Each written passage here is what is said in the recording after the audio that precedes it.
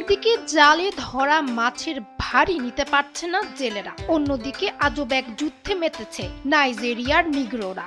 যে যুদ্ধে জিতে গেলেই বিজয়ের কপালে জুটবে চকচকে এই গাড়ি। তবে যুদ্ধটা ঢাল তলোয়ার নিয়ে নয়, বরং কার জালে ধরা পড়বে কত বড় মাছ তা নিয়েই রীতিমতো চলছে মাছ শিকারের এক মহোৎসব।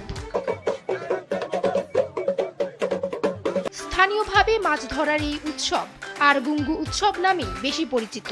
সাধারণত ফেব্রুয়ারি বা মার্চ মাসে 4 দিন ব্যাপী এই উৎসব চলে। মাতান ফাদা নামে এক নদীতে এই উৎসবের আয়োজন করা হয়। নাইজেরিয়ার কেবি রাজ্যের আরগুঙ্গু শহরে প্রায় 50,000 প্রতিযোগী এই প্রতিযোগিতায় অংশ নেয়। হাজার হাজার এই জেলেরা নদীতে নামেন শুধুমাত্র হাতে তৈরি ঐতিহ্যবাহী জাল এবং তৌমা নামক লাউ দিয়ে তৈরি এক ধরনের বিশেষ পাত্র নিয়ে। নদীটি বেশ প্রশস্ত না হলেও হাজার হাজার মানুষ একসঙ্গে এর পানিতে নামে। তখন দৃশ্যটি অনেকটা যুদ্ধের ময়দানের মতো দেখতে মনে হয়। দীর্ঘদিন ধরে আমি এই উৎসবে অংশগ্রহণ করছি। এখন প্রায় 25 বছর হতে চলল। আজ আমি অনেক বেশি আনন্দিত। আপনি এখানে অনেক মানুষকে দেখতে পাচ্ছেন যারা আমার মতোই ভীষণ খুশি। এই প্রতিযোগিতার পেছনে রয়েছে এক গুরুত্বপূর্ণ ইতিহাস। 1934 সালে নাইজেরিয়ার উত্তরাঞ্চলে সোকোতো খিলাফত এবং কেবি রাজ্যের মধ্যে চলছিল যুদ্ধ। যে শত্রুতা 1 নয় 2 নয় শত বছর ধরে চলমান ছিল। শত্রুতার মাঝে সেই বছরই সোকোতোর সুলতান হাসান দান মুয়াজু কেবিও রাজ্যের আরগুঙ্গু শহরে যান। আর এই দিনেই দুই পক্ষের শত্রুতা ঘুচে যায়। আর সেই শত্রুতা ঘোচানোকে স্মরণীয় করে রাখতে আয়োজন করা হয় এক মাছ ধরা উৎসবের। আর শেষমেশ এই উৎসব সেই অঞ্চলের এক ঐতিহ্যে পরিণত হয়।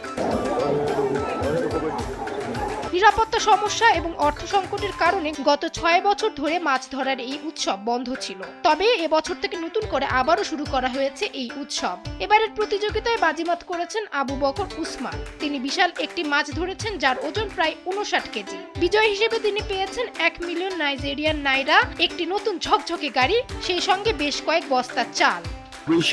আমরা প্রার্থনা করছি যেন অনুষ্ঠানটি ভালোভাবে শেষ হয়। এখনো পর্যন্ত আমি বেশ কিছু ভালো মাছ ধরতে পেরেছি এবং সবকিছু ঠিকঠাক চলছে। এটাই আমাদের কাজ এবং সবাই বেশ ভালো আছে। এই নদীতে কুমির আছে, কিন্তু আমরা তাদের কোনো ক্ষতি করি না এবং তারাও আমাদের কোনো ক্ষতি করে না। তাদের সাথে আমাদের সম্পর্ক পুরোপুরি শান্তিপূর্ণ। মাছ ধরার এই উৎসব যেন শুধু এক উৎসব নয়, বরং এটি নাইজেরিয়ার শান্তি ও ঐতিহ্যের প্রতীক, যা দীর্ঘ বিরতির পর আবারও প্রাণের সঞ্চার করেছে। ফামিহা সুহরাওয়ার্দী, সময়ের আলো।